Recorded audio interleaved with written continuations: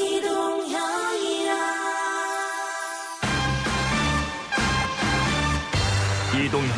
뉴스 정면 승부.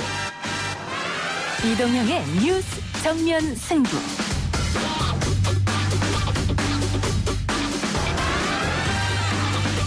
청취자 여러분 안녕하십니까, 이동형입니다. 고위공직자범죄수사처 그간 야당의 비협조로 아직도 그 모습을 드러내지 못하고 있습니다.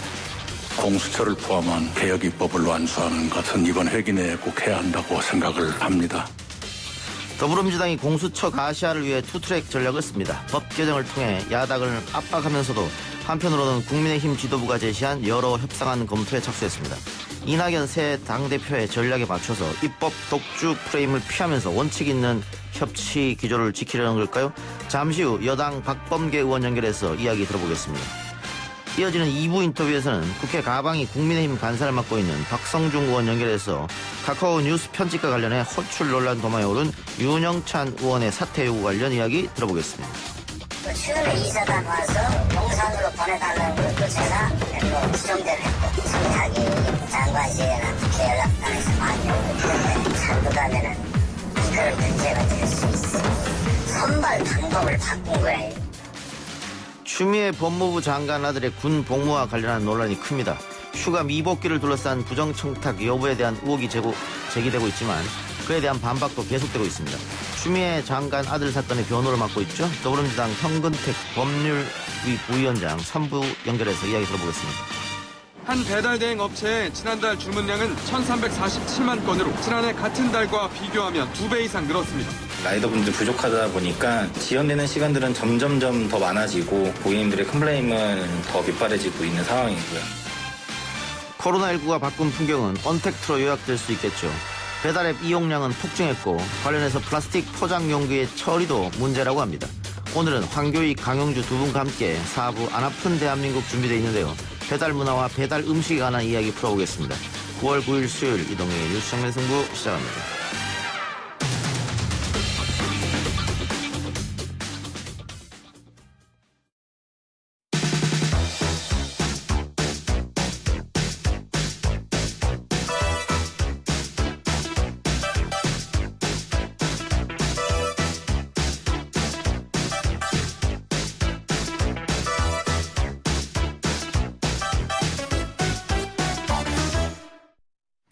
공수처법은 법상 지난 7월 15일에 시작됐으니까 2달 가까이 현재까지 지났습니다만 아직 출범조차 못하고 있습니다.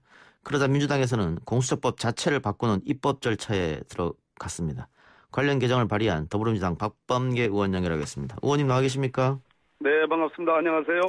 예, 상임위원장 제1을 사양하고 법사위에 남겠다고 하셨는데 왜 그런 겁니까? 법사위가 제가 국회의원 하면서 잔뼈가 굵은 곳이고, 예. 지금 공수처를 포함해서 검경수사권 조정이라든지 여러, 난제들이 산적한 곳이라, 후배들과 함께, 이것을 돌파하기 위해서, 그런 선택을 했습니다. 예. 그러면 공석이 된 위원장, 보건복지위와 과학기술정보통신이. 네. 혹시 야당에 줄 수도 있는 겁니까? 지금 전혀 그렇게 고려하고 있지 않은 것 같은데요. 우리 당에 지금 김민석 의원이나 또 이완욱 의원이나 등등이 거론되는 것 같습니다. 그런데 처음에 민주당은 11대 7 이야기했고 위원장 자리를. 네네. 국민의힘 쪽에서 법사위원장 아니면 필요 없다 다 가져라 이렇게 됐는데. 네네. 재차 지금 국민의힘이 법사위원장 자리를 요구하고 있단 말이죠. 이낙연 네네. 신임 당대표 들어오고 나서. 근데 지금 민주당 입장은 그건 절대 불가하다 이런 입장이죠? 당연하죠. 법사위원장을 달라는 것은 지금 21대 국회 원구성을 처음부터 완전히 다 뒤집고 다시 시작하자 하는 그런 주장과 다름없고요. 그렇게 되면 지금까지 원구성 이후에 진행되어 여러 가지 절차나 내용들이 다 파토가 되는 거 아니겠습니까? 그거는 있을 수 없는 얘기고 뭐가 중요한 것은 법사위에 저렇게 목을 매는 이유, 그러니까 법사위원장을 달라거나 아니면 사법개혁, 사법감시특위인가 하는 걸 만들다거나 또는 법사위를 두 개 쪼개서 사법위와 법제위를 나누자라는 그러한 조영 원내대표의 주장 자체가 지금 체계작구 심사권의 남용이 문제가 돼서 법사위가 논란의 대상이 됐는데 그것을 오히려 강화하고 지금 법사위에 매일같이 싸움터가 되는 것을 전 국회로 확대하자는 주장이니까 그것은 바람직하지 못합니다. 그럼 지금 남용 말씀하셨으니까 네. 법사위가 상원 노릇하는 거, 법적으로 이렇게 아예 막을 방법은 없어요? 그러니까 체계작구 심사권을 폐지하는 것이 저희 당론으로 일하는 국회법이라고 하는 그것을 발의가 돼서 그게 통과되면 체계작구 심사권이 없어지고 대신 각 상임위가 자체적으로 체계작구 심사를 하는데 전문성은 자문기구의 자문을 받아서 하는 그런 내용으로 되어 있죠. 이게 법률권 다 합치면 180석이 넘으니까 통과는 어렵지 않을 것 같은데 그러면? 마음을 먹으면 그렇게 했습니다만 협치라는 지금 아주 전가의 보도처럼 지금 나와 있는데 원칙 있는 협치가 돼야 되겠죠. 알겠습니다. 자, 오늘 의원님 전화 연결한 결국 공수처법 문제 때문에 드렸는데요. 기다릴 만큼 기다렸다라고 하셨는데 어떤 의미일까요? 네, 말씀하신 것처럼 우리 이동현께서 7월 15일 날 공수처법이 정말 발효가 됐는데 지금 2달째 아무 기동도 없잖아요. 국적도 안 하고 있습니다. 지금 국민의힘 쪽에서. 전혀 협조할 생각이 없는 거고요. 헌법 소원 제기한 거 결과를 보자고 하는 둥. 또 심지어 이따가도 질문지에 있습니다만 특별감찰과 이런 얘기를 하는 거는 공수처할 생각이 없다고 저희들은 보여지고 그것은 권리 위에 잠자는 자는 보호받지 못한다, 않는다라는 그런 법원이 있듯이 적어도 국회의장께서 10일의 기간을 정해서 추천위원을 공수장 후보 추천위원을 추천해라 라는 통보를 해서 그때까지 이행하지 않으면 저희들로서는 그것의 대체 수단을 강구할 수밖에 없다라는 그러한 고육지책으로 지금 발의를 하게 됐습니다. 말씀하셨듯이 국민의힘 쪽에서는 위헌 여부 판단이 나올 때까지 기다리자고 했는데 언제 나올지는 전혀 알 수 없으니까 무작정 기다릴 수는 없고 그럼 법 개정을 하겠다. 어떻게 법을 바꾸겠다는 말씀이십니까? 지금 7분의 추천위원회를 구성하도록 돼 있죠. 그중에 이제 여야 각 둘씩 민주당과 국민의힘 당과 이렇게 둘씩인데 국민의힘 당이 그러한 협조 의무 또 추천권을 행사하지 않으면 그것에 가름해서 국회의장께서 아까 말씀드린 대로 법이 통과된 직후에 국회의장께서 10일의 기간을 정해서 추천하세요라고 하고 그 10일 동안에 추천하지 않으면 지금 법원조직법상 대법관 추천위원으로 법에 규정되어 있는 법학교수 회장, 한국 법학교수 회장 그리고 법학전문대학원 협의회 이사장 두 분으로 야당 몫을 대체하는 겁니다. 이 김용민 의원도 비슷한 법을 발의한 것 같은데요. 김용민 의원께서는 국회가 여야를 다 없애고요. 국회가 추천하는 4인으로 이렇게 되어 있는데 그것은 후속 절차를 어떻게 4인을 뽑을 거냐라는 후속 절차가 남겨져 있죠. 그 법안도 괜찮은 법안인데요. 제 법안은 훨씬 더 단순 간명하다고 하겠습니다. 근데 김태년 원내대표가 공수처하고 특별감찰관 임명을 같이 추진하자 이렇게 얘기했습니다. 그러니까 특별감찰관 문제는 야당이 계속 주장했던 거니까 만일 공수처 출범에 협조하면 그러니까 추천위원을 추천하게 되면 그러면 특별감찰관 임명을 생각해 보겠다 이거잖아요.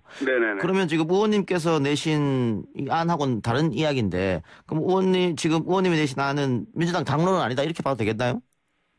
당론은 아닙니다만 제가 그냥 냈겠습니까? 어느 정도 공감대가 있으리라고 생각했고 우리 법사위원들 아닌 일반 다른 상임위원들 한 20여 분 바로 동의받아서 냈는데요. 김태년 원내대표도 결국은 협상 전략상에 이러저러한 말씀이 있다 하더라도 제 법안에 저는 공감할 거라고 생각을 합니다. 그러면 민주당 원내대표의 제의에 대해서 국민의힘 쪽에서는 어떤 액션이 나왔습니까? 현재까지? 전혀 안 나와 있고 아시다시피 특별감찰관을 먼저 진행을 하자. 그런 말씀을 하고 계신데 그거는 말이 안 되는 거예요. 왜냐하면 특별감찰관은 대통령과 사촌인의 친족, 배우자 그리고 청와대의 수석비서관급 이상이거든요. 근데 지금 이 공수처법에 의하면 대통령과 배우자, 사촌인의 친족은 다 들어가고 그다음 수석 비서관은 물론이고 3급 이상 청와대 행정관들도 다 포함되거든요. 예. 그 일반 부처도 3급 이상이고 판검사, 국회의원도 다 포함되는데 결국은 특별감찰관보다 훨씬 큰 그걸 다 포용하는 공수처 제도가 도입되면 특별감찰관이 필요 없는 겁니다. 예. 그럼 결국 이 주장을 먼저 하시는 이유는 결국 특별감찰관을 저희들이 추천해서 임명하게 되면 공수처는 필요 없는 것이다 라고 주장하려고 그러는 거 아닌가 하면 그런 생각이 들고요. 또 정작 공수처에서 중요한 것은 판검사와 국회의원들이 수사 대상인데 그거를 빼려고 하는 생각 아니신가? 그건 동의하기 어렵죠. 국민들이 동의할 수 없습니다. 그건. 예. 알겠습니다. 그런데 이게 타임라인상 보면요. 네네네. 지금 뭐 정기국회입니다만은 뭐 끝나면 또 국감이 예정돼 있지 않습니까? 예. 그렇게 하면 올해가 가버리는데 내년으로 가면 또 대선 전국이고 그러면 공수처 이야기는 쑥 들어갈 것이고 그럼 올해 안에 어떻게든 공수처를 뭐 해야 된다. 네. 그럼 특히 여당 지지자들 사이에서는 그런 말이 많지 않습니까? 맞습니다. 그러면 결국 야당과 협상이 안 되면은 의원님 안이나 김용민 안을 올리겠다 그리고 통과시키겠다 이런 보관이신 거죠. 내년까지 가지 않기 위해서 고육지책으로 결단을 해서 낸 겁니다. 왜 9월이냐? 왜 어제였느냐? 지금 9월 이제 중순으로 들어가는 길목인데요. 10월에 아시다시피 이제 국감 기간으로 들어가고 예산 국회가 시작이 되는데 지금 9월 중에는 저는 결단을 해야 된다고 생각합니다. 물론 이 부분은 우리 원내 지도부하고는 조금 생각이 다를 수도 있겠습니다만 아직 구체적인 대화는 못 나눠봤습니다. 그러나 저희들 법사위원들의 대다수의 생각들은 공수처야말로 국민적 공감이 있는 것이고 정말 천신만고 끝에 우여곡절 끝에 작년에 통과시킨 법인데 이번 9월 국회에서 반드시 이것은 어떤 형식으로든 결단을 내고 돌파를 해야 된다라는 그런 공감대가 있습니다. 그런데 만일 의원님 안이 통과가 됐을 경우에 그 야당이 당연히 반발할 건 불보듯 뻔한 거고요. 또 보수 언론에서도 뭐 협치를 안 한다, 일방통행이다, 뭐 심지어는 뭐 신독재다, 뭐 이렇게 또 할 거 아닙니까? 그 상당히 그 부담될 텐데요, 여권으로서는. 맨날 나오는 소리죠. 안 그렇습니까? 우리 이동영 의원이 뭐 일부러 그런 질문을 하셨는데 원칙 있는 협치라는 거는 우리가 어떤 경우도 물러설 수 없는 원칙은 있는 겁니다. 그중에 공수처가 어떤 공수처입니까? 저희들 그걸로 문재인 대통령께서 사실상 그 촛불혁명과 함께 집권의 정당성이고 명분이고요. 저희 민주당의 DNA인데 그것이 다수 국민의 지지를 받아서 작년에 그렇게 어렵게 통과를 시킨 거잖아요. 그것을 물러선다면 그런 협치는 그건 뭘까요? 저는 뭐 마치 연정 같은 느낌이 듭니다. 이게 공수처가 어쨌든 검찰 개혁의 일환 아니겠어요? 그렇습니다. 검찰의 힘을 막강한 검찰 힘을 뺀다는 건데, 근데 조국 전 장관 뺀다는 게 아니고 조금 뺀다는 것보다는 잘 견제와 균형을 하자. 그래요, 근데 어쨌든 조국 전 장관 사태도 그렇고 이번에 추미애 장관 건도 그렇고 검찰 개혁에 나서려고 하는 사람들의 어떤 힘을 빼려고 하는 그런 기득권들의 주장이 아니냐. 이게 민주당 지지자의 생각 같은데 의원님도 같은 생각이십니까 혹시? 공수처라는 게 반드시 이 집권층에 유리하다. 그거 아닙니다. 저희들 공수처의 대상이 우리 대통령을 수반으로 하는 행정부 공무원들이 대부분이고요. 국회의원들이 여야가 어디 있겠습니까? 그런 측면에서 저희들은 말 그대로 검찰이 시소에 따라서 때때로 다 고무줄처럼 뭐 엿가락처럼 수사 기준들이 왔다 갔다 하는 것이 국민들의 비판을 받았고 심지어 검찰 내부의 비리도 한 원인이 됐거든요. 그런 대의와 명분을 가지고 검찰개혁의 일환으로 검찰도 견제할 수 있는 제3의 기관이 필요하다라는 그런 이유로 공수처를 얘기하는 거지 당장 뭐 우리 민주당한테 무슨 이 공수처가 도입이 된다고 해서 뭐 떡이 떨어집니까 뭐 밥이 떨어집니까 그건 아닙니다. 대의 명분이죠. 민주당에서 그 이번 국회에 반드시 이루어내겠다 하는 게 이제 검찰개혁과 또 언론개혁인데 징벌적 손해배상법은 어떻게 되는 겁니까? 정청래 의원께서 발의하셨는데 300 이하 악의적 보도인 경우죠. 고의보다 법적으로 따지면 고의보다 훨씬 더 가중된 겁니다. 그러니까 이걸 가지고 무슨 뭐 언론 일각에서 이거 뭐 너무 한 거 아니냐라고 반응하실 필요가 없고 악의적 보도 안 하면 되는 거거든요. 그래서 악의적 보도는 고의적 나쁜 보도보다 훨씬 더 중요한 거기 때문에 여기에 대해서 3배의 징벌적 배상을 하는 것은 저는 합리적이고 타당하다고 생각하는데 그 부분은 제가 그쪽 상임위가 아니어서 그거는 조금 더 말씀드리면 좀 그렇습니다. 그러면 같은 법사위 소속인 국민의힘의 조수진 의원 그 11억 논란 아시죠? 그거는 본인이 단순 실수라고 밝혔는데 해명이 된다고 보십니까? 시간차를 두고 이런 질문 안 하시고 했는데 시간차를 한번 생각을 해보면요.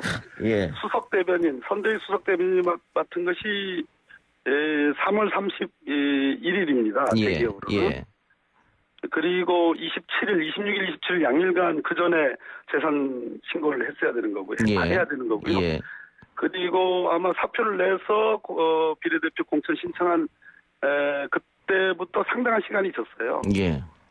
그렇기 때문에 그것이 바빠서 누락을 했다라는 거는 조금 이해하기 좀 곤란합니다. 알겠습니다. 곤란한 질문 드려서 죄송합니다.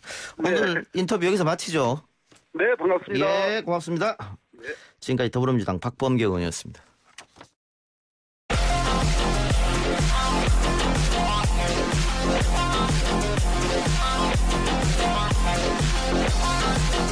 오늘 나온 뉴스들 언박싱 해드리는 기자 언박싱. 오늘은 아주경제 김태현 기자 나왔습니다. 어서 오십시오. 안녕하십니까. 김태현입니다. 코로나 상황부터 살펴볼까요? 네, 중앙방역대책본부는 오늘 오전 0시 기준으로 코로나 신규 확진자가 156명 늘어 누적 21,588명이라고 밝혔습니다.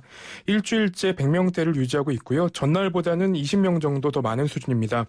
여전히 종교시설, 소모임, 콜센터 등에서 산발적 집단 감염이 속출하면서 최근 신규 확진자가 다소 증가세를 보여 안심할 수 없는 상황이 계속 이어지고 있습니다.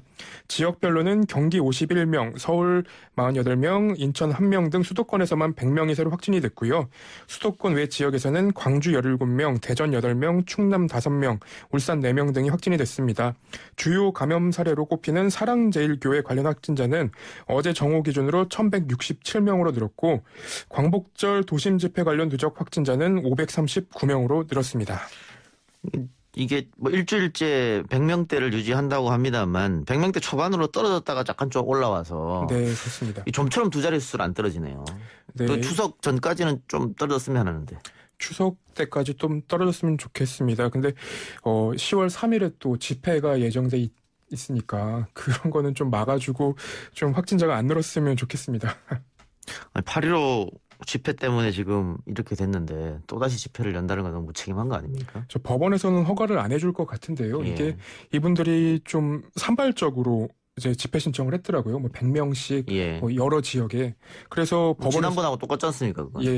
이름도 일파만파라고 써 있는데 이번에는 코로나가 이제 일파만파로 안 퍼지길 좀 기대를 해봅니다. 자, 지난해부터 이어져 온 정경심 교수의 재판 슬슬 끝을 보이고 있다고 하는데 재판 얘기해 주시죠. 네, 이른바 이제 표창장 위조로 지난해 9월 6일 불구속 기소되고 벌써 1년이 지났습니다. 사실 지난 1년간 보면은 이제 법적인 문제보다는 법정 밖에서 정치적인 문제가 더 컸던 걸로 보이는데요. 지난해를 복귀해 보면 사실 최성해 전 동양대 총장이 교육자의 양심을 얘기하면서 위임도 없었고 정결도 없었다. 그래서 표창장은 위조가 된 것이다. 이러면서 재판이 시작이 된 건데 재판에서는 정경심 교수에게 정결권이 있었다라는 말이 나왔습니다. 이 최성해 전 동양대 총장이 내가 모르는 표창장은 없다 이거잖아요. 네, 그렇습니다. 다 내가 일일이 다 찍고 확인했다. 그런데 지금 이번 재판에 정결권이 있었다라는 증언이 나왔다고요? 네, 최성해 전 총장이 얘기를 했을 때 사실은 동양대 조교들 사이에서는 저건 거짓말이다라는 말이 나왔다고 합니다. 왜냐하면 표창장 일련 번호와 그리고 주민등록번호가 적혀있는 표창장을 본 적이 없고 그런 표창장이 나가기 위해서는 어쨌든 총장의 결재가 있어야 된다는 얘기인데 실제로는 어학교육원 그러니까 각 단과대에 정결권이 있었고 그리고 일련 번호 같은 경우에도 조교들이 알아서 적는 임의로 정해서 적는 방식이었다고 합니다. 그리고 이번 재판뿐만 아니라 다른 재판에서도 최성해 전 총장한테 정경심 교수가 권한을 받았다라는 얘기들이 나왔었는데 이번 재판에서는 나온 증인들 대부분이 정경심 교수한테 정결권이 있었다라고 얘기하는 겁니다. 그러니까 어느 정도의 권한이 있었는지 좀 궁금하실 것 같은데 정 교수가 당시 어학 캠프와 관련해서 외국인 교수를 직접 뽑을 수 있을 정도의 권한이 있었다라고 합니다. 그런 정결권이 있었다고 하면 뭐 문제는 안 되는 것인데요. 최성해 총장의 이야기는 그러면은 어떻게 되는 겁니까? 그렇죠. 거짓이었다 이렇게 봐야 됩니까? 어떻게 돼요? 아니면 증언자들이 거짓으로 이야기하고 있는 겁니까?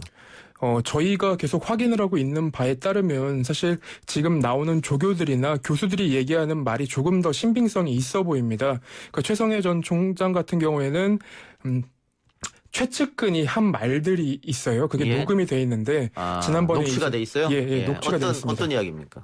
거기 보면은 검찰 조사를 받고 나오는 최성해 전 총장이 교육자의 양심을 얘기한 적이 있는데 이와 관련해서 당시에 사람들이 어떻게 검찰 조사를 받은 사람이 저런 말을 할 수 있나라는 의문들을 가졌었잖아요. 근데 이 녹음 파일을 보면 총장님이 경솔하게 터뜨린 게 아니다. 8월 20일부터 다 준비하고 있었고 어떻게 갈 거냐 갈림길에 서 있었다. 만약에 조국 편을 잘못 들었다가는 자유한국당이 정권을 잡으면 학교를 문을 닫아야 된다. 자유한국당에 놔두겠냐라는 말이 있고요. 그리고 또 다른 내용으로는 조국 전 장관이 6개월도 장관직을 하지 못할 거다. 딸 입시 비리 관련 문제는 큰 문제가 아니고 펀드가 터져 있다. 곧 장관직에서 내려올 것이다. 라는 내용 등이 들어있습니다. 최성해 총장이 이런 말을 했다는 겁니까? 최성해 총장의 측근이 한 말입니다. 측근에게 이런 말을 했다는 겁니까? 측근이 듣고 자기는 다른 사람들한테 얘기를 한 겁니다. 이 녹취 파일이 있고요. 네, 그렇습니다. 알겠습니다. 이 재판 언제 끝납니까? 이르면 이제 11월 중에 선고가 날 것으로 보입니다. 그 10월 중순까지 앞으로 동양대 임직원들과 그리고 익성 관계자들이 증인으로 나올 예정이고요. 그리고 10월 중순에는 이제 피고인 신문, 검찰이 직접적으로 정경심 교수에게 물어보는 피고인 신문과 구형을 끝으로 재판은 마무리가 됩니다. 예, 조범동 씨 재판에서 사모펀드 문제는 이제 이 정경심 교수는 아무런 상관이 없다. 네. 무죄가 나온 거잖아요.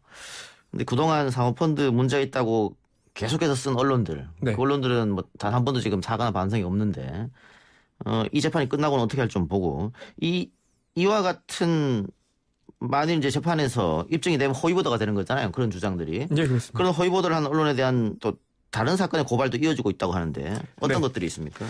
일단은 그 정의연이 고발에 나섰습니다. 그 정의기억연대가 일부 매체가 회계 부정 의혹을 보도한 사실을 두고 사실과 다른 사실과 다른 보도로 명예를 훼손했다고 손해배상 소송을 제기했고요.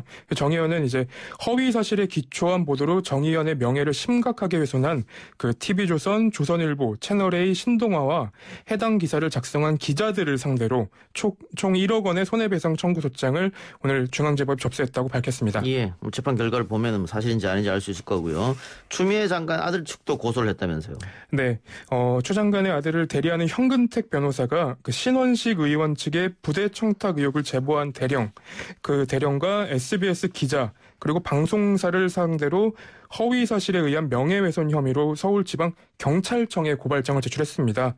이날 이제 현근택 변호사가 얘기한 내용들을 보면 신원식 의원은 대령이 수료식 날 부대 배치와 관련한 청탁을 받았고 이를 말리기 위해 할머니에게 40분간 교육을 했다는 취지의 녹취록을 공개했습니다. SBS는 이를 그대로 보도했고 그렇지만 수료식 날 부대 관계자와 개인적으로 만난 사실이 없고 허위 사실에 해당된다고 주장을 했습니다. 실제로는 이제 할머니 삼촌들 이제 한 3분 정도가 가서 그 수료식이 끝나고 바로 식사하고 사진 찍고 돌아왔다고 하고요. 이번 고발이 추 장관 측의 첫 고발인 것과 관련해서는 향후 계획에 대해서 현 변호사는 조국 전 장관 사태도 있었고 여러 보도들이 있었다라면서 잘못된 보도에 대응하고 있고 팩트체크가 안 된 보도들에 대해서도 향후에 법적 조치를 할 생각이라고 밝혔습니다. 그런데 일단 추미애 장관 측에서는 개인적으로 만나지 않았고 네. 이런 이야기는 다른 그 입대하는 가족들과 함께 강당에서 들었다는 거잖아요. 네, 그렇습니다. 그리고 상식적으로 생각했을 때 육군 대령이 현직 집권당 대표의 가족들을 또 남편은 판사인데 네. 불러다 놓고 훈계했다는 게 이해가 좀 안 가지 않습니까? 네, 그렇습니다. 그러면 SBS 기자는 이거를 추 장관 쪽에 확인을 거쳤으면 네. 이거 당연히 확인을 거쳐야 되는 거 아니에요? 팩트 체크 해야 되는 거 그렇죠. 아닙니까? 당연히 확인을 거쳐야 해야 되는데 그거 하지 않고 그냥 그대로 받았었다는 거 아니에요? 네, 그렇습니다. 그 실제로 그 아들 휴가 관련해서도 지금 팩트체크 기사가 많이 나오고 있는데요. 저희가 한국 육군 규정을 살펴봤는데도 아들의 휴가는 크게 문제가 없었습니다. 알겠습니다.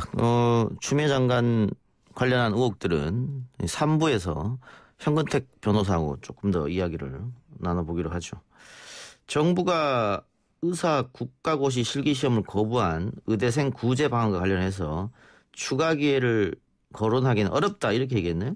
네, 그 손영래 보건복지부 대변인은 오늘 브리핑에서 의대생들은 현재 국가시험을 스스로 거부하고 있는 상황이라면서 응시하겠다는 의견도 공식적으로 받은 바 없어 추가 기회를 논의할 필요성이 떨어진다고 얘기를 했습니다. 실제로 저희가 취재를 하다 보니까 그 정부 그리고 보건복지부에서 의사 국시를 준비하는 그 의대생들한테 문자도 한 3-4번 정도 보내고 전화를 여러 번 하고 메일도 보냈던 것으로 확인이 됐습니다. 근데 이 과정에서 사실 의사 국시를 선택하지 않은, 응시하지 않은 이제 학생들 같은 경우에는 사실은 의사가 없다고 보고 여기 그 보건복지부에서도 더 이상 얘기할 필요가 없다라고 판단을 한 것 같습니다. 그러면 내년 의사 수급에 좀 문제가 있지 않느냐 이런 이야기도 있던데. 만일 지금 같은 경우에는 의협이 우리 후배들 구제해 주라 이렇게 얘기하고 있는데 학생들은 그런 생각이 없는 것 같고 이게 현실로 시간이 가서 현실로 다가오면 학생들도 1년을 그러면 유예되는 거잖아요. 네, 그렇습니다.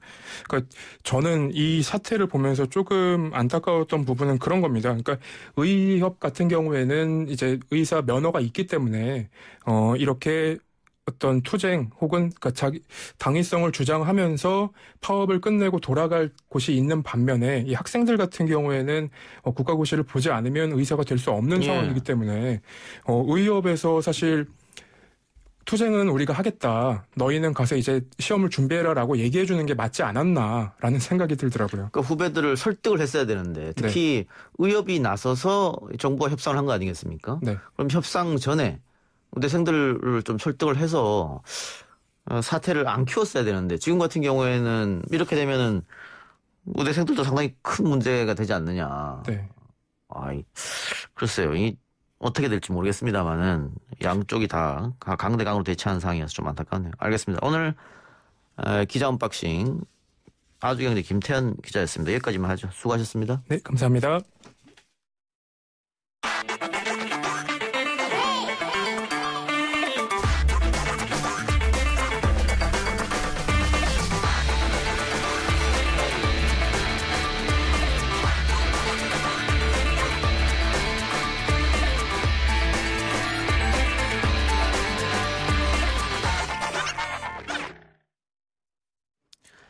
더불어민주당 윤영찬 의원이 보낸 카카오 들어오라고 하세요. 이 메시지 한 줄로 국회 가방위가 파행으로 치달았습니다. 야당에서는 의원직 사퇴까지 이야기했는데요. 국회 가방위 야당 간사인 박성중 국민의힘 의원 연결해서 이야기 나눠보겠습니다. 왜 이래? 소리가 왜 이러지? 의원님? 박성중 의원님? 여보세요? 예, 의원님 소리 들리십니까? 예, 이제 잘 듣네. 아까 막 울리고 막 그러네. 아, 그래요. 예, 연결됐습니다. 이게 왜 그러지? 왜 자꾸 울리네? 아, 지금도 그렇습니까? 예, 지금도 계속 울리네. 저희가 끊고 다시 한번 전화 드릴게요. 아, 지금은 또 잘 되는데. 됐습니다. 다시 한번 주십시오. 끊고 다시 드리겠습니다. 예, 박성중 의원 전화 연결이 매끄럽게 되지 않아서 저희가 끊고 다시 한번 연결하도록 하겠습니다. 더불어민주당 윤영찬 의원이 아마 국회에서 메시지를 모 인사와 주고받았는데 일단 받은 메시지가 카카오 너무한 거 아니냐, 항의 좀 해야겠다 이런 거였고, 윤영찬 의원이 답변으로 카카오 들어오라고 하세요. 이렇게 해서 지금 논란이 커졌는데요. 의원님. 여보세요? 예, 연결됐습니다. 네. 의원님. 예. 자, 주호영 원내대표 연설이 다음 메인에 뜨자 윤영찬 더불어민주당 의원이 보좌관에게 카카오 들어오라고 하세요라는 문자를 보낸 게 지금 논란이 됐습니다. 그러니까 우리 당 대표도 연설을 했는데 왜 야당 대표만 메인에 뜨느냐 뭐 이런 것 같은데 이 문자 일단 어떻게 보셨습니까, 의원님? 네, 제가 국민의힘 가방위 간사인데요. 예. 여기 한 3년 정도 됐는데 제가 이런 문자 한번 보낸 적도 없습니다. 예. 이 뭐 다음 카카오라든지 네이버에 이런 문자를 보내기가 쉽지 않습니다. 예. 역시 일상화된 어떤 갑질 오라가라 하는 것은 그 예전에도 충분히 많이 해봤다 이런 차원의 어떤 증거가 되는 것이고요. 예. 그리고 윤영찬 그 위원에 대해서는 저희들이 상당히 그 어떤 포털 여론 조작, 뉴스 배열 이런 관련해서 요주 인물로 꼽고 있던 인물이었습니다. 왜 그렇죠? 네이버 이제 부사장도 했고. 네이버 출신이니까. 네네. 예. 또 한국 인터넷 그 기업 협회 그 상금 부회장도 했고. 예. 그거는 인터넷 관련 모든 게 다 포함, 네이버 다음 이런 게 다 포함되는 그 협회입니다. 예. 그다음에 문재인 대통령 그 대선 SNS 본부장도 했고. 예. 또 청와대 국민소통 수석으로서 자기 밑에 네이버 그 다음 카카오 출신 뭐 부사장을 비서관으로 두기도 했기 때문에 전반적으로 이런 걸 할 수 있는 우리 인물이라고 굉장히 요의주의라고 판단하고 있었는데 이번에 이 구체적 증거가 이제 포착된 겁니다. 예. 그래서 저희들은 중시하고 있고요. 예. 특별히 관심을 저희들이 더 기울이고 있는 것은 지방선거나 대선에 있어서 이런 그 포탈 관련해서 일일 한 3천만 명이 특히 젊은 층들이 이런 핸드폰을 많이 이용하지 않습니까? 예. 그런 관계에 굉장히 영향을 미칠 수 있기 때문에 저희들이 중시하는 겁니다. 그런데 의원님 들어오라고 하세요. 이거 어딜 들어오라고 한다고 느끼셨어요? 아니 그 다음 카카오 그쪽 팀보고 네. 국회의원실에 들어와서 해명하라는 그 뜻 아닙니까? 아니면 뭐 우리 의원 사무실로 들어와라. 그런 뜻 아닙니까? 평소에 오라가라 안 했으면 그렇게 할 수 있겠습니까? 예. 우리 의원실로 들어오라라고 하면 이게 정말 문제가 있는 것 같은데.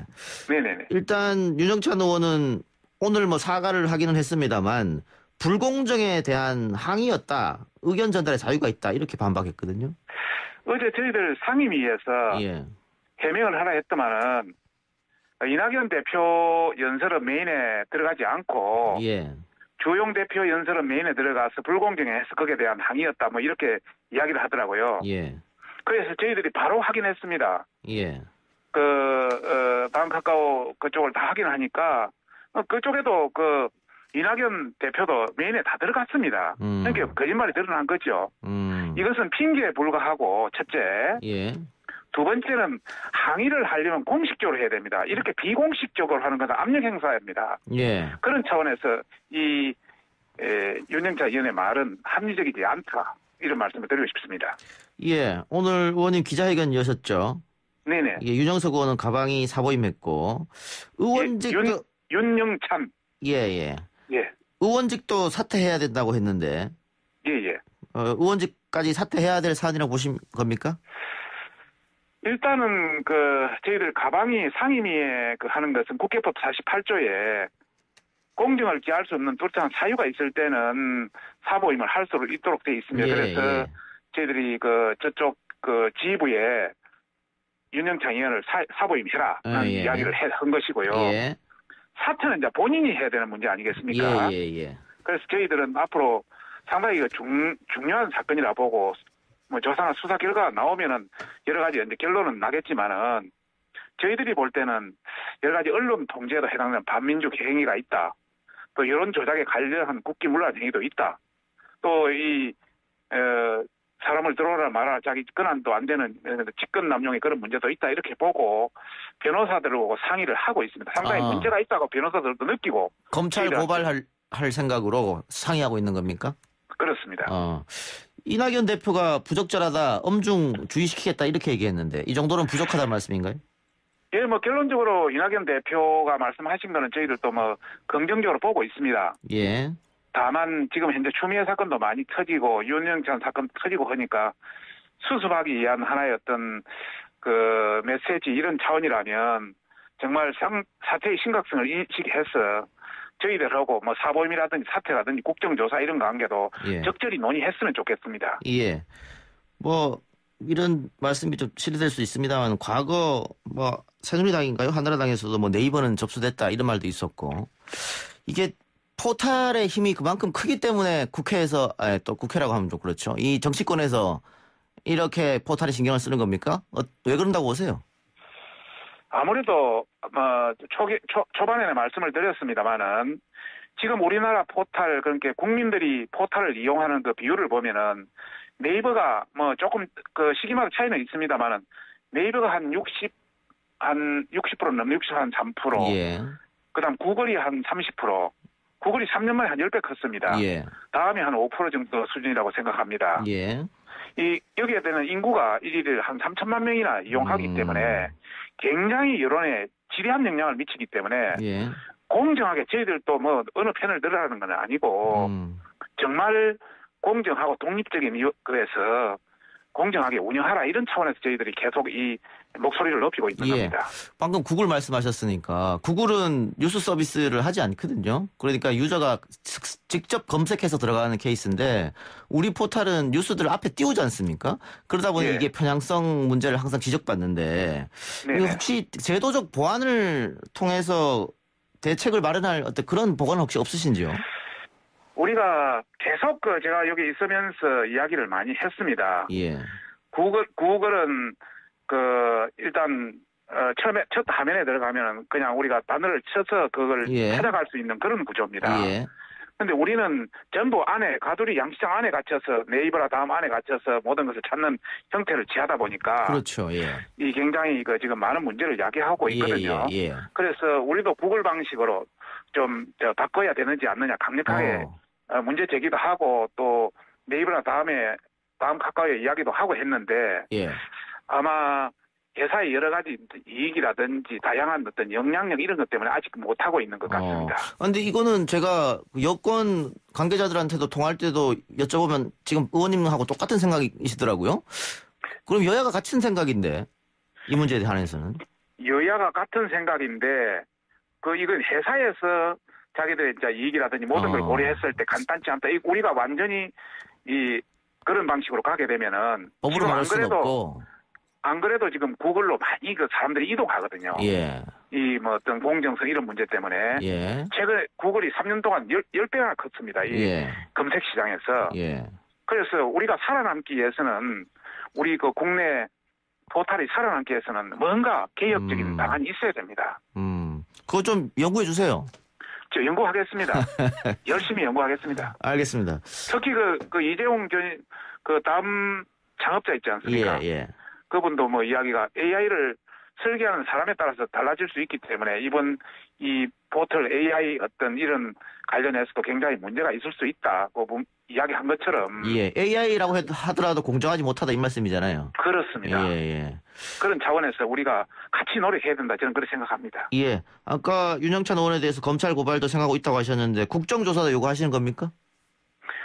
국정조사도 저희들은 다른 일반적인 그 이전의 자치가 충분하지 못하면 국정조사까지 가서 이번 단계가 여러 가지 어떤 여론의 어떤 조작이라든지 포털의 어떤 뉴스별 조작이라든지 이런 관계에 영향을 미치지 않았는지 그동안 어떤 행위가 있지 않았는지에 대한 충분히 검토할 필요가 있다 이런 차원에서 저희들이 국정조사도 요구하고 있는 겁니다. 알겠습니다. 근데 국정조사는 여당이 협조하지 않으면 불가한데 그렇습니다. 쉽지는 않아 보입니다. 쉽지는 않습니다. 그런데 이제 저희들도 국정조사 관련해서 옛날 2014년 한 7년 전에 국가정보원 여론조작 국정조사 저희들이 응해줬거든요. 이 여당도 충분한 어떤 타당성과 논리가 된다면 반대만 할 것이 아니라 당당하게 국정조사해서 같이 깨끗하게 밝혀주는 것이 좋다. 저는 그렇게 생각합니다. 알겠습니다. 지금 가방위 위원장 박강원 의원이 당직을 맡으면서 공석이 됐는데요. 네네. 그 위원장 자리 의원님이 맡으시죠? 맞죠, 맞죠. 제가 이제 이번 기회를 통해서 말씀드리고 싶은 게 제 개인적인 의견인데요. 뭐 이낙연 대표가 이제 합리적인 분이 당선됐지 않습니까? 국회도 굉장히 지금 비정상화, 지금 뭐 모든 상임위원장을 여당이 가져가고 있고. 그런 차원에서 뭐 당초에 합의된 11대 7이라든지 이런 걸 해서 정상화시키고 좀 국회도 제대로 돌아가고 또 국민한테 심려를 안 끼치는 그런 국회가 되었으면 하는 바람입니다. 그럼 의원님 그 법사위원장 자리만 달라고 안 그러면 11대 7 할 수 있을 것 같은데 여당 의원들 얘기 들어보면 그러니까 법사위원장도 법사위원장 거는 여당이 받을 수 없는 카드니까 지금이라도 11대 7을 받는 게 낫지 않겠어요?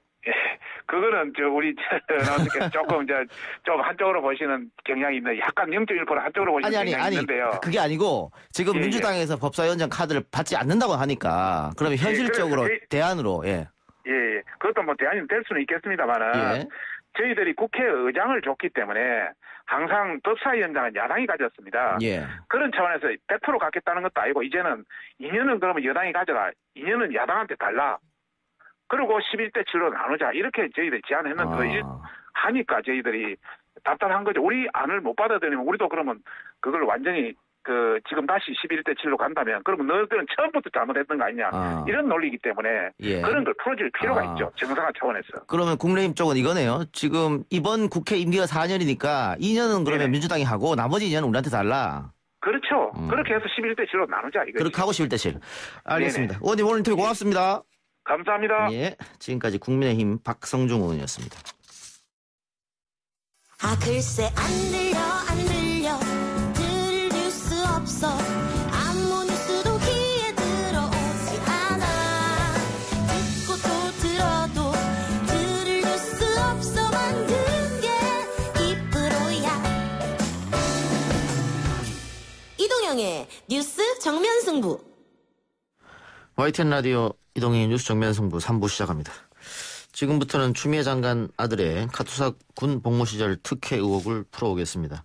휴가 기록은 왜 남아있지 않은지, 자대 배치 청탁의 진실은 무엇인지, 성사되지도 않은 평창 동계올림픽 통역병은 왜 청탁 주장이 나오는 건지, 추미애 장관 아들의 변호인이죠. 현근택 변호사 연결하겠습니다.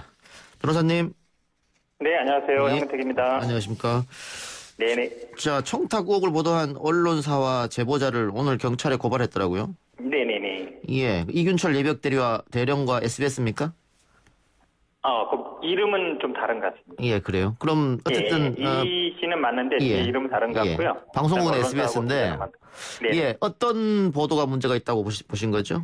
일단은 수료식 하는 날 아버지와 할머니가 뭐 부대 배치와 관련된 청탁을 해서 그러면 안 된다라고 이제 교육을 했다. 훈계했다 이 말인데. 의원이 그렇죠. 녹취를 공개하면서 그렇게 또 SBS 보도가 됐거든요. 근데 저희들이 사실 확인을 해보니까 그날 뭐 개인적으로 만난 적은 없고 그다음에 뭐 청탁도 없었고 실제로 강당에 이렇게 모아놓고 자대 배치라든지 아니면 이런 절차를 교육하는 과정은 있었다. 이게 사진을 저희들이 보니까요. 앞에 이렇게 미군들이 앉아 있고 뒤에 이렇게 부모들이 앉아있는 그런 강당에서 그런 걸 한 걸 가지고 마치 뭐 청탁을 하고 그다음에 그런 청탁하지 말라 이렇게 교육했다 이런 취지로 이제 녹취도 공개하고 그다음에 보도를 해서 그 부분에 대해서 이제 명예훼손이다 이렇게 고발을 한 겁니다. 전체 입영 대상자와 그 부모들을 상대로 교육한 거를 마치 이 할머니하고 아버지 두 사람 앞에서 한 것처럼 이야기했기 때문에 사실과 다르다 이 말씀인데. 그렇죠. 그다음에 거기 전제 사실은 또 이제 청탁을 해서 그거를 막으려고 교육했다 이런 취지로 얘기했거든요. 그냥 교육한 게 아니라 뭐 청탁을 하니까 그렇게 하지 말라고 교육했는데 그게 아니다. 왜냐하면 그날이 사실은 컴퓨터로 이렇게 부대 배치하는 날인데 그날 가서 뭐 그럴 얘기를 할 이유도 없고요. 저는 아마 신원식 오늘 보도도 나왔습니다만 신원식 의원하고 이모 대령이라는 분이 아마 신원식 의원이 사단장 할 때 참모장 했다 그러더라고요. 그 이모 대령이 그만큼 가까운 사이예요. 사단장하고 참모는 거의 뭐 최측근이라 할 수 있죠. 그 이외에도 뭐 예를 들어 육본이라든지 합참 이런 데 같이 근무한 적들이 있더라고요. 근무 인연이 좀 많던데 그러면 변호사님 보시기에는 결국은 국회의원이 전에 함께 있었던 사람의 제보를 받아서 이렇게 폭로에 나섰기 때문에 정치적 목적이 있었다 이렇게 혹시 보십니까? 그렇죠. 왜냐하면 저희들이 처음 녹취록 들을 때는 누가 이게 지원단장 했던 분이 선의의 제보자인가 보다. 내부 제보를 했나 보다. 다들 그렇게 생각한 거잖아요. 그러니까 그분이 얘기하는 여러 가지 무슨 통역병이라든지 아니면 지금 얘기하는 배치 문제라든지 이런 청탁이 들어왔다 많이 얘기를 했잖아요. 그러니까 그분이 신뢰성을 그래도 약간 그분 말에 많이 기울였던 거는 그래도 뭐 나서지 못하지만 의원실에서 이렇게 소통하는 사람인가 보다 했는데 지금 보면 신원식 의원하고 굉장히 가까운 사이란 말이죠. 그러면 사실은 처음부터 이분이 나왔다든지 아니면 아는 사람이다 그러면 당연히 이 두 사람 사이 관계를 알았으면 이거 신원식 의원이 본인의 어떤 정치적인 목적이나 이런 걸 위해서 그 녹취록을 조금씩 공개하면서 좀 유리한 부분만 편집했다 이렇게 볼 수도 있는데 그렇지 않고 마치 이렇게 내부 제보, 제3자 아무 관계없는 사람처럼 했던 게 이제 아닌 게 밝혀졌기 때문에 저는 뭐 신원식 의원이 조금 그거에 대해서는 해명할 필요가 있다고 봅니다. 오늘 그 신원식 의원 해명은 참모장은 측근이 아니다 이렇게 밝혔던데요. 사단장, 군대 이제 다녀보신 분들은 아마 알 거예요. 예. 그렇죠. 사단장이 있고 참모장, 그다음에 뭐 이렇게 있는 거죠. 참모들 중에 제일 가까운 사람이에요. 이분이 단지 그렇게만 있는 게 아니고요. 보니까 아마 그전에도 합참에서 같이 근무한 적이 있고요. 그다음에 뭐 국방부에서 같이 근무한 적이 있고, 그다음에 이분이 이렇게 진급까지는 잘 모르겠습니다만 서로 어쨌든 가까운 사이인 건 맞다. 알겠습니다. 근무 인연이 아마 두세 번 정도 있어요. 가까운 사이죠, 당연히. 예. 그런데 그 아까 SBS 보도 있지 않습니까? 네네. 그거 혹시 이 추미애 장관 측이나 그 아들 측 혹은 변호인에게 확인 전화는 혹시 안 왔습니까? 기사를 쓰기 전에 확인 다 할 텐데. 그거는 한번 제가 정확한 기억은 없어요. 받았는지 안 받았는지 워낙 전화가 많이 와서 정확한 기억은 없는데 보통은 그렇게 하는 게 맞죠. 그렇죠. 저희들은 아마 그래서 그때 뭐라 그랬냐면 그 당시에 뭐 개인적으로 만난 적 없고 그다음에 뭐 이렇게 부대 배치는 이제 컴퓨터로 자동하는 거라서 청탁 개입될 여지가 없다. 뭐 이렇게 아마 저희들이 이렇게 문자로 이렇게 했던 것 같아요. 근데 확인 전화가 왔는지는 정확히 전화가 많이 와서 정확히 기억은 없어요. 알겠습니다. 지금 언론에서 또 야당에서 의혹 제기하는 게 크게 세 가지입니다. 특혜 휴가를 받았다. 또 평창 통역병 그렇죠. 선정. 그다음에 용산 자대 배치 청탁 뭐 이런 건데 휴가부터 살펴보면 그 당직 사병이 증언을 했지 않습니까? 내가 휴가를 복귀하지 않아서 전화를 했더니 집에 있더라. 뭐 이렇게. 그러면 이것은 거짓으로 판단하시는 겁니까? 어떻습니까? 저희들은 어쨌든 아니라고 보고 있고요. 그 다음에 이제 3차 휴가 연가를 간 게 24, 25, 26, 27인데 그 전에 이뤘으면 모르겠는데 25일 날 당직 서던 사람이 그 휴가 연장 문제를 논의할 건 아니라고 보고 오늘 아마 새롭게 나온 이제 뭐 다른 사람의 이렇게 진술은 보니까 그분이 제가 보기에 직접 뭐 본 거나 이런 것 같지는 않아요. 그 당시에 이제 뭐 그런 얘기들이 있었다. 전문인 것 같아서 제가 보기에 뭐 신뢰성 좀 떨어진다고 봅니다. 알겠습니다. 그러면은 이 평창 통역병 청탁 문제는 어떻습니까? 평창 부분은요. 어쨌든 이게 지금 이분이 아마 이제 이모 대령의 또 진술에 의한 거잖아요. 그분이 아마 이제 뭐 평창을 뭐 통역을 전정이 청탁이 많이 들어와가지고 원래는 면접이라든지 서류를 하려고 그랬는데 이렇게 재입복귀로 바꿨다 이랬는데 저는 뭐 이분의 어떤 진술 자체의 뭐 신뢰성 이런 것도 문제겠지만 과연 그럴 수 있는 건지도 좀 의문이에요. 전정을 만약에 그분이 어떤 말을 했냐면 또 만약에 뭐 그 아들이 뭐 영국 유학도 갔다 오고 뭐 이랬기 때문에 뭐 천출될 수도 있었는데 뭐 재입복귀해서 안 됐다. 오히려 반대로 해석하면 재입복귀해서 떨어뜨린 거 아니냐.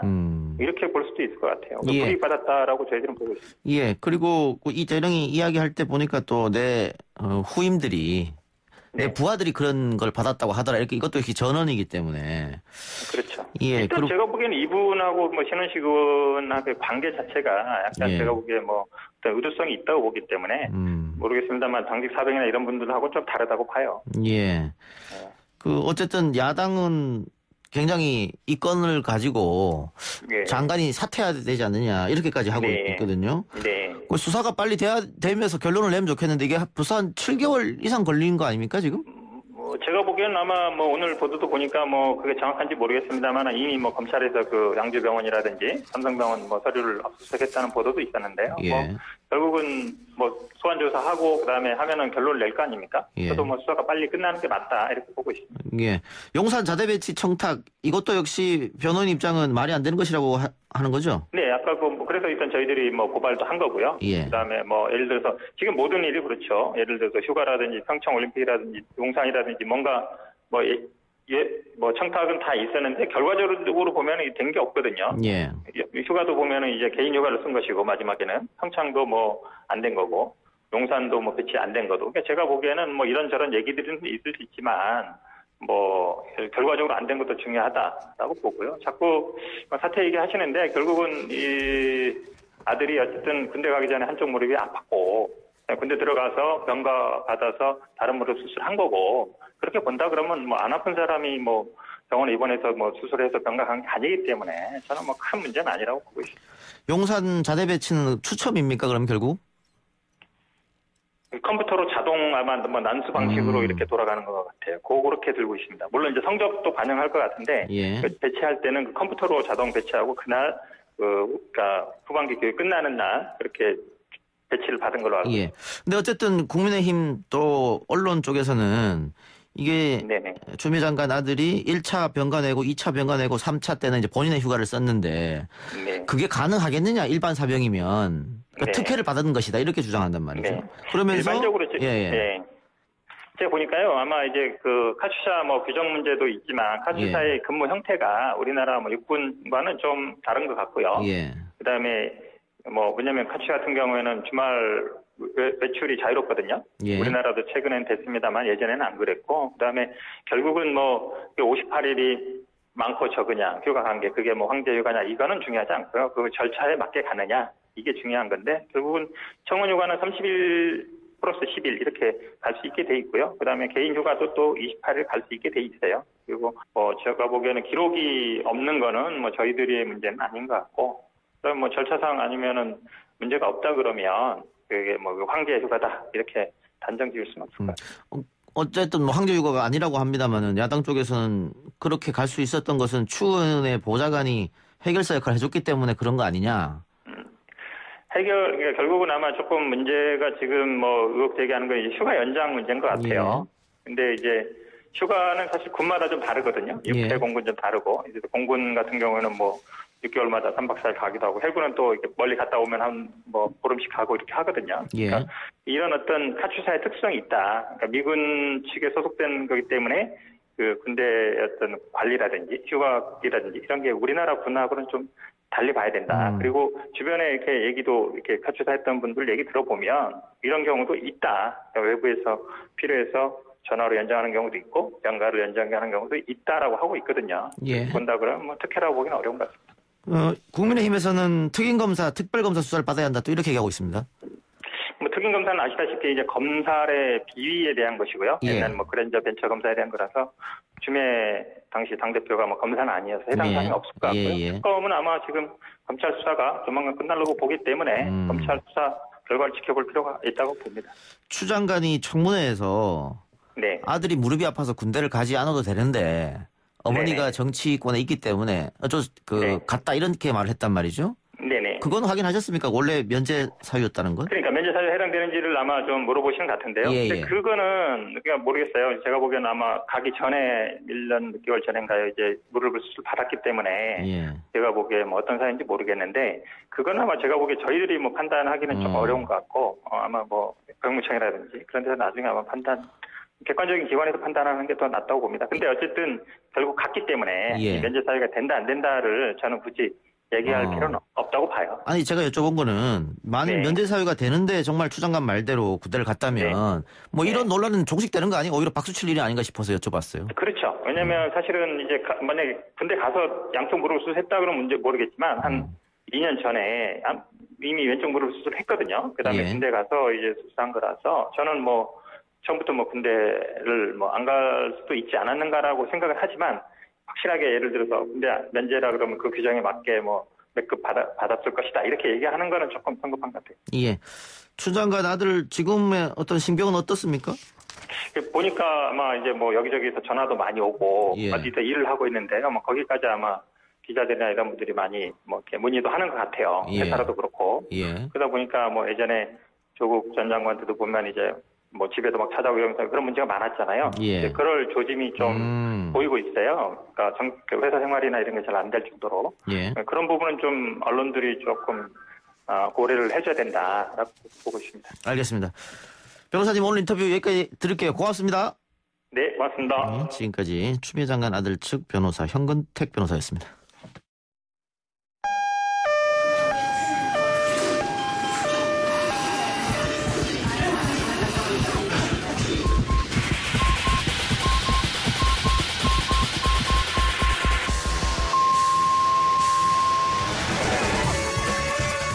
많이 아파. 안 아파. 안 아픈 대한민국!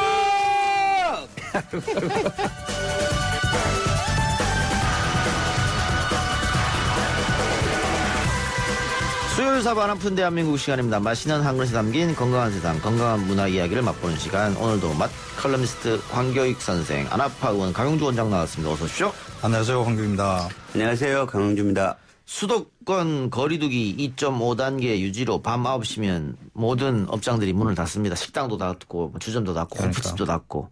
두 분 술 좋아하시는데 어떻게? 이거 뭐 지옥이나 다름없죠 지금. 마시면 한 새벽 2시까지 다 위로가 되면 안 되기 때문에 첫 번째가 되면 안 되기 때문에 조심하고 있습니다. 예. 어쩔 수 없죠. 뭐 참아야죠. 혼술 하십니까 혹시 댁에서?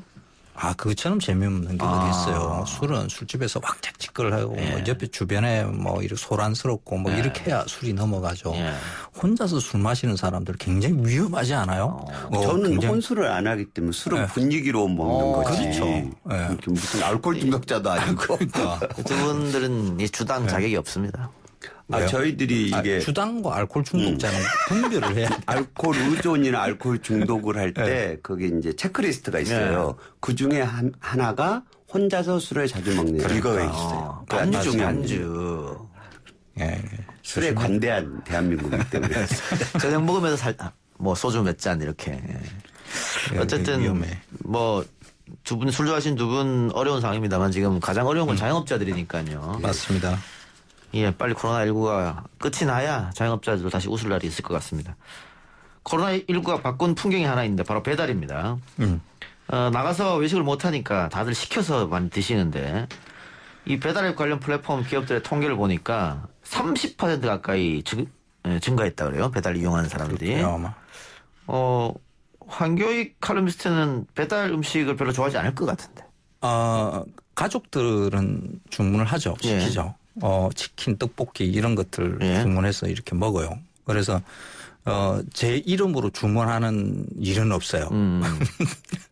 명색이 마칼럼니스트라 그러면서 평소에 치킨 맛없다, 떡볶이 맛없다 그러면서 그거 주문해서 먹는다고. 그래서 그리고 그러니까 문 밖으로 제가 얼굴을 디미는 경우도 없어요. 그렇게 가족들이 시켜서 먹으면 옆에서 저는 뭐 젓가락 이렇게 갖다 놓고 이렇게 좀 얻어먹죠. 강 선생님 어때요? 저는 원래 배달 음식을 거의 안 먹거든요. 그래요? 그래서 근데 뭐 우리 민족이 배달의 민족이라고 그러잖아요. 그래서 배달의 민족이라고 하는데 알고 봤더니 배달의 민족이 게르만 민족이더라 팔려가지고 그래서 저 배달 잘 안 먹어요. 배달 잘 안 드시는데 저는 굉장히 많이 시켜 먹습니다. 그래요? 편하고 뭐 그런데 뭐 일회용 쓰레기 문제는 요즘 심각한 것 같아요. 다 일회용이 오니까. 맞아요. 그게 예전에는 배달 시키면 뭐 그릇도 찾아가고 이랬는데 요즘은 다 일회용이거든요. 조금 문제 있는 것 같아요. 그 제가 일회용 주지 말으라고 이 체크를 해도 오늘 또 뭐 수저도 다 일회용으로 오더라고요. 그러니까 그 용기를 어떻게 그러니까 뭐 종이로 이렇게 만들어지는 이런 용기들도 이렇게 보기도 해요. 그리고 그러니까 인분이 여러 인분일 때는 그것을 한 곳에 이렇게 몰아서 이렇게 그 용기를 조금 이렇게 줄일 필요는 있지 않을까. 그 보면서 저도 좀 고민들을 좀 더 많이 해야 될 것 같아요. 근데 뭐 외국인 사람들이 한국에 왔을 때 제일 놀라운 게 이 배달 문화라고 그러더라고요. 시간과 관계없이 24시간 배달해 주니까 거기다가 뭐 한강변에 있어서 여기 갖다 주세요 갖다 주고 어디든. 우리 와이프는 어제 그 아파트 앞 놀이터에서 시켜 먹었더라고요. 낚시터에서도. 낚시터에서 배달됩니다. 부모들이 외국으로 이민 가서 뭐 스위스나 이렇게 살지 않습니까? 그래서 친척 보러 이제 얘가 중고등학생이 오면은 한국에 오면 한국 너무 좋대요. 밤새도록 뭘 먹을 수 있고 놀고 나가서도 놀 데가 있어서 다시 안 가겠다고 그런 사람들이 많을 정도로 천국이죠. 근데 이제 과거 기록을 봤더니 뭐 조선시대에도 배달이 있었다면서요? 예, 있었어요. 이게 1700년대, 1800년대에 뭐 냉면이라든지 그 해장국, 효종갱이라고 부르는 그 해장국을 배달을 했다라는 기록들이 있어요. 그리고 구한말의 여러 문헌들을 보니까. 근데 그때 전화도 없는데 어떻게 배달을 하죠? 시킬 때 하인 시키는 거죠. 그러니까 하인 시킨다. 이게 중요해요. 그러니까 이 계급 문화에서 나온 배달인데 양반과 쌍놈이 같이 음식을 먹을 수가 없죠. 그래서 식당에 가서 음식을 먹게 되면 양반이 상놈들하고 섞여서 밥을 먹게 될 수 있다는 그런 위험이 있죠.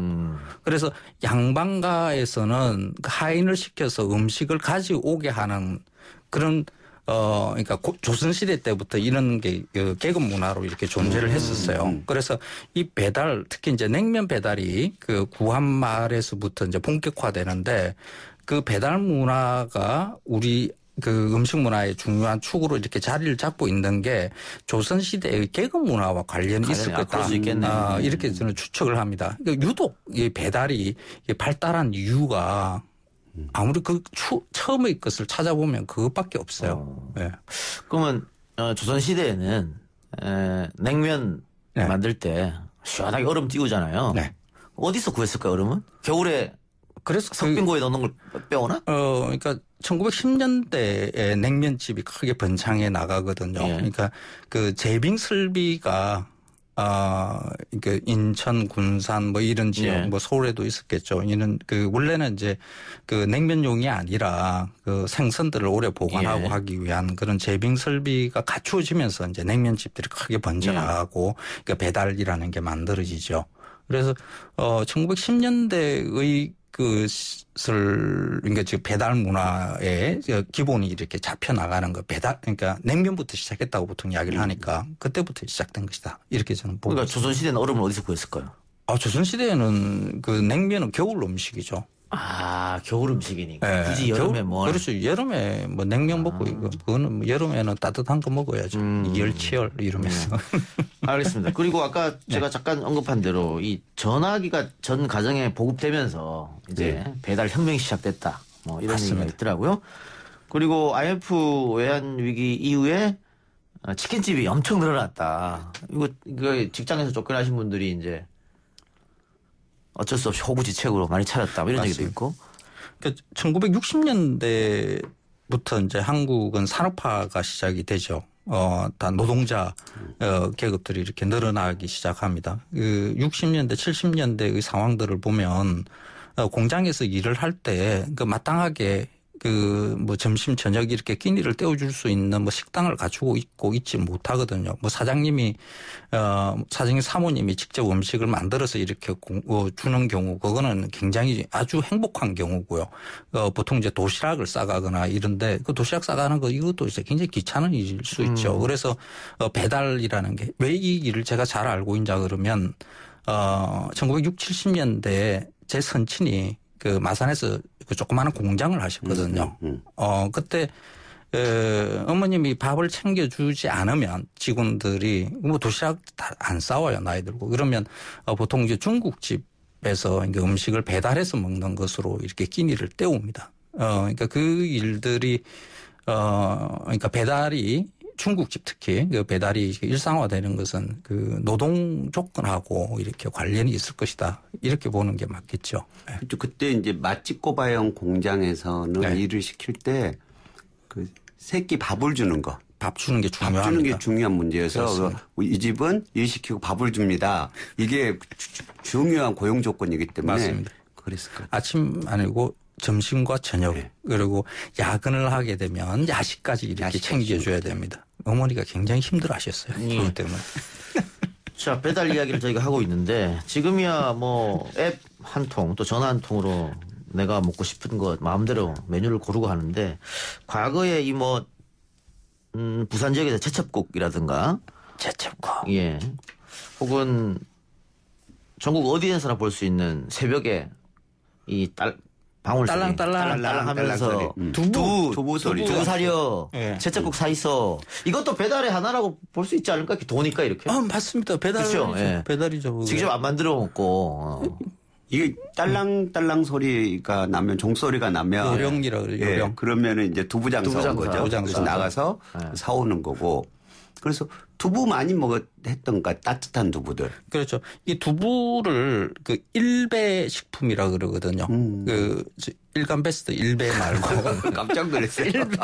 예, 매일 배달하는. 그래서 일배 식품이라 그래요. 그래서 두부 공장에서 그 밤새워서 두부를 수고 통금이 해제되는 한 새벽 4시쯤에 두부를 리어커나 자전거에 싣고 이렇게 돌아요. 그래서 딸랑딸랑 요령 흔들면서 그러면 이제 아침에 그 어머니들이 나와서 그 따뜻한 두부 사서 아침들 가족이 아침상에 이렇게 올리는 거죠. 이제 그걸 그렇게 하고 난 다음에 아침에 한 7, 8시 정도 되면 그 두부 장수들이 구멍가게에다가 두부를 이렇게 한 판 이렇게 넣죠. 그 신문지에 싸서 줬는데 옛날에. 그렇죠.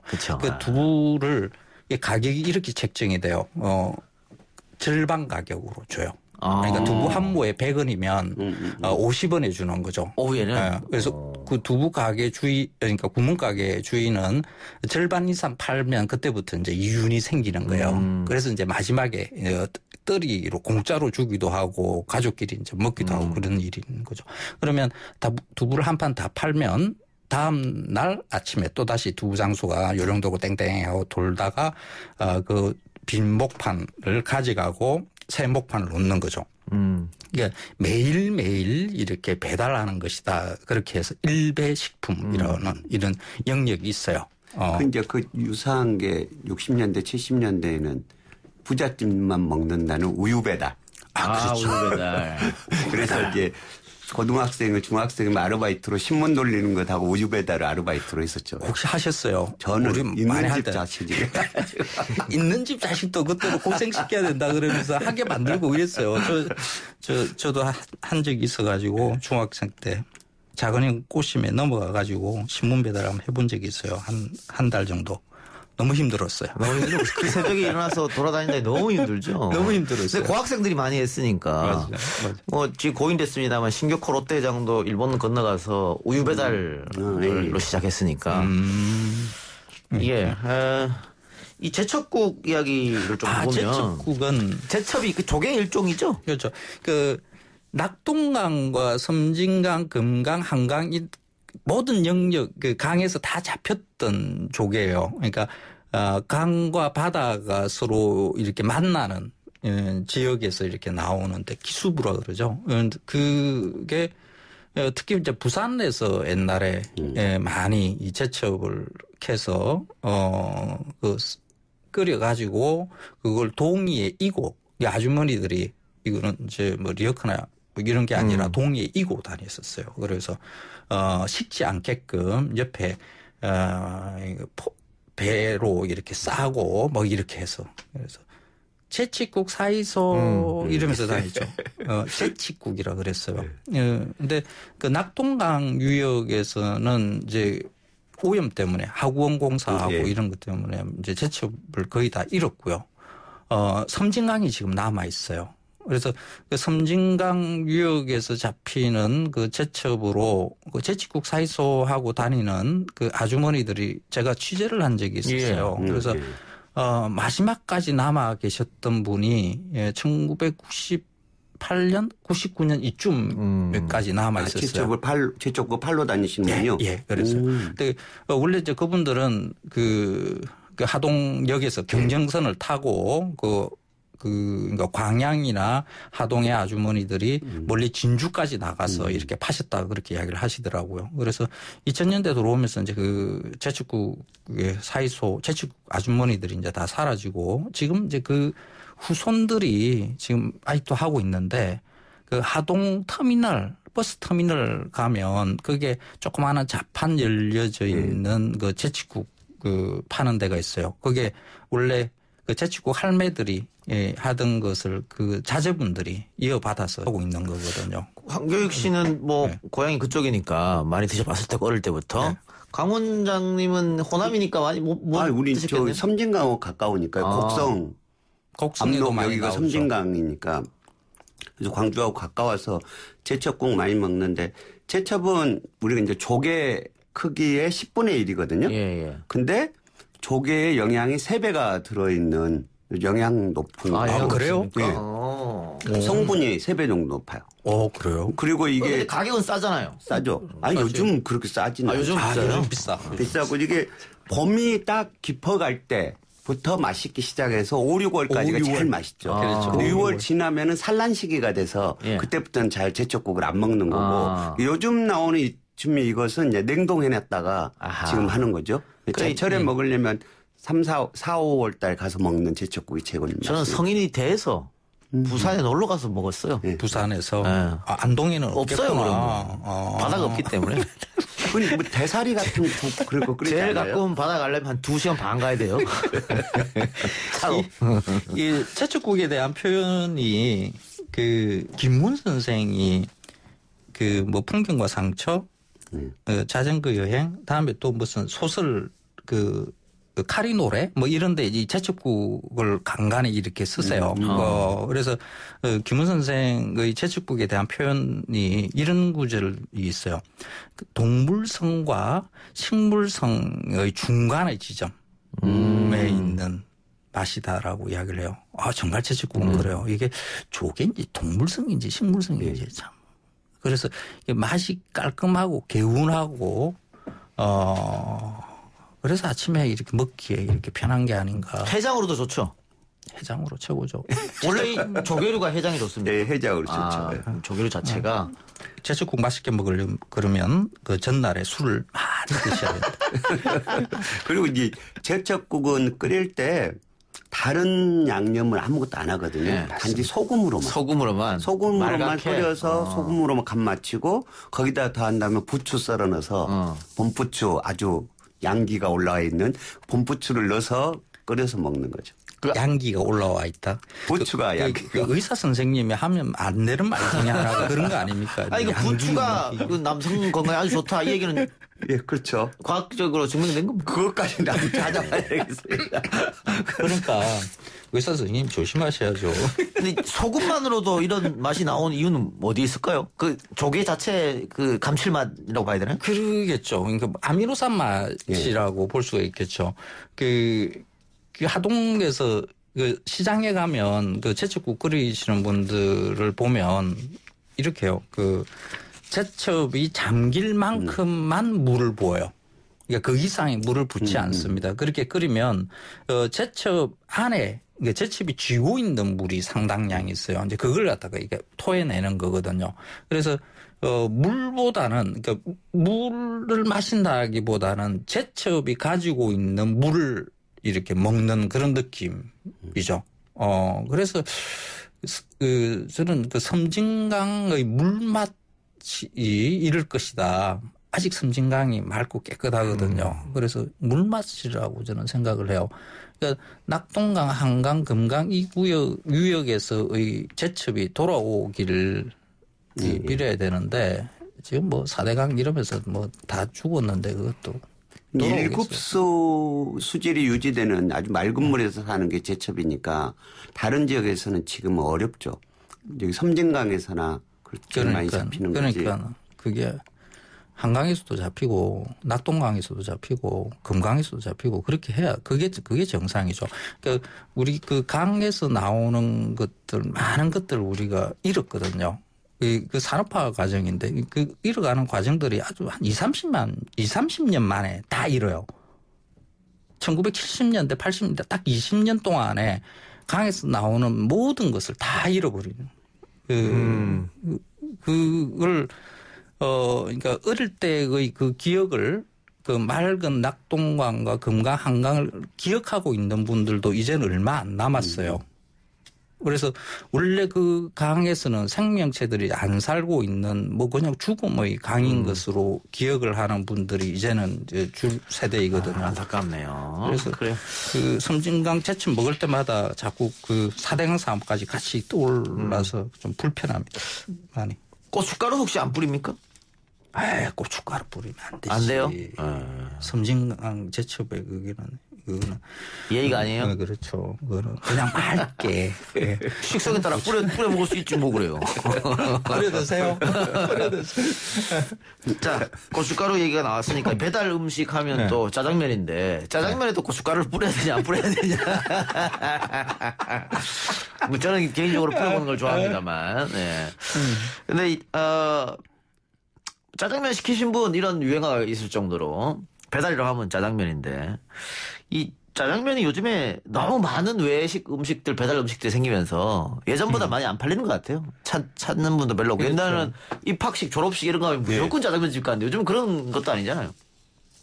그렇죠. 예전에는 입학식 졸업식뿐만 아니고 집이 이사를 이사할 때 짜장면이죠. 짜장면이었다.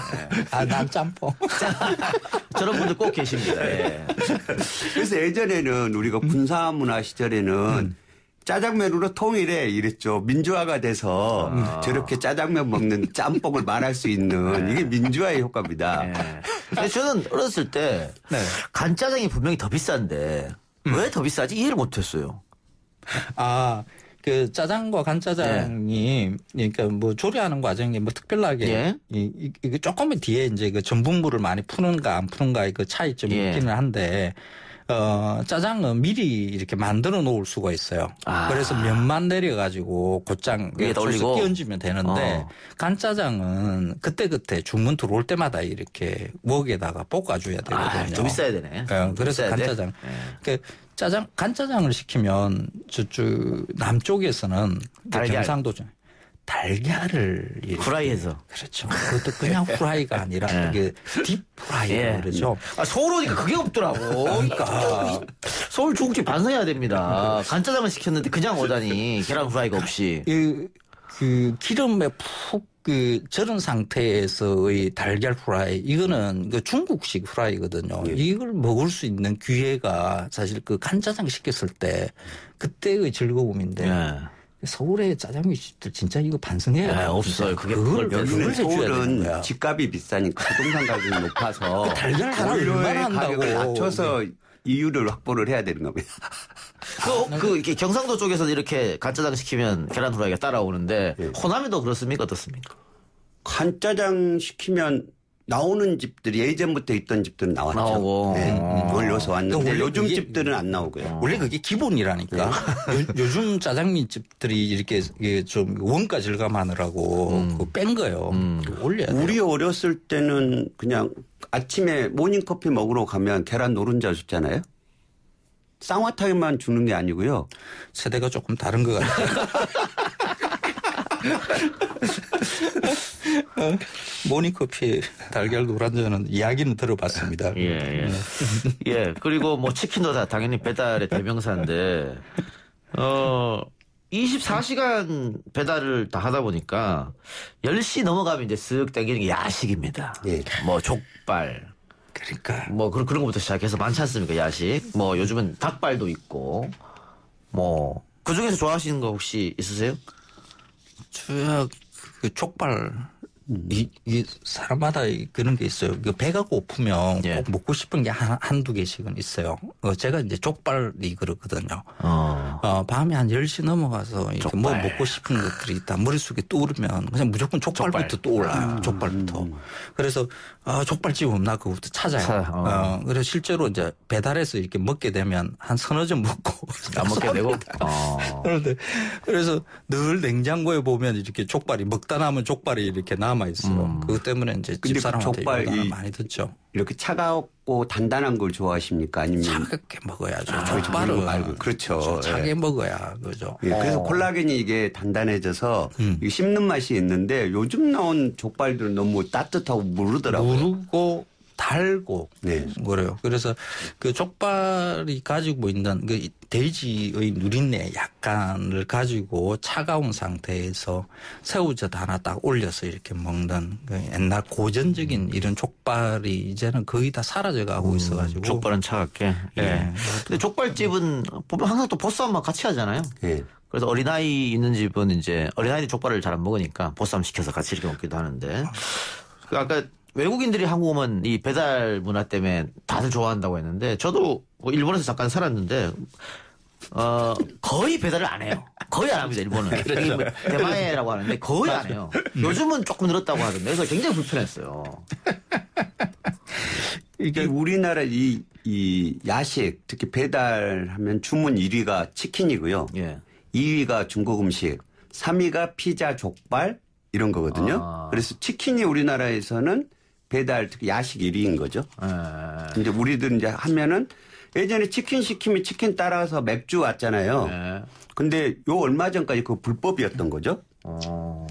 근데 요 규제 차원에서 몇 개월 전에 법이 바뀌면서 그게 가능했던 거고. 근데 치맥이 배달이 들어오면 옆집에 신고 들어가면 그 치맥집 원래 처벌받는 거죠. 그러니까 배달에 대해서 익숙해지는 게 아까 치킨, 피자 뭐 이런 것까지 같이 배달로 이렇게 밀려 들어오는 게 1980년대거든요. 예. 그러니까 그 80년대에 우리 가족들이 어떻게 살았는가를 머릿속에 떠올려 보면 쉽게 이해를 할 수 있어요. 그러니까 맞벌이 시작이거든요. 엄마 아빠 다 바깥에 나가서 일을 해요. 그런데 아이들은 학교가 끝나서 집에 들어오는데 왔는데 아무도 없어요. 그러면 가장 만만한 게 배달시켜주는 거죠. 엄마한테 전화를 했더니 엄마가 기다려 배고파? 그래 치킨 시켜줄까? 피자 시켜줄까? 그래서 이제 배달을 해서 먹는 게 80년대에 우리의 가족 사에 깊이 이렇게 들어오기 시작하고 그게 아주 일상화돼 버린 거죠. 음식이 그러니까 가족끼리 이렇게 모이기만 하면 이렇게 자연스럽게 우리 그렇죠. 오늘 뭐 시켜 먹을까? 이렇게 배달해서 먹는다라는 것이 부모로부터 받는 그 사랑 확인. 관심을 내가 받고 있다라는 것, 뭐 이런 것까지 이렇게 같이 결합되어 있는 거 아닌가 싶어요. 알겠습니다. 자, 오늘 배달의 역사부터 시작해갖고 마지막에 문화까지 이야기했습니다.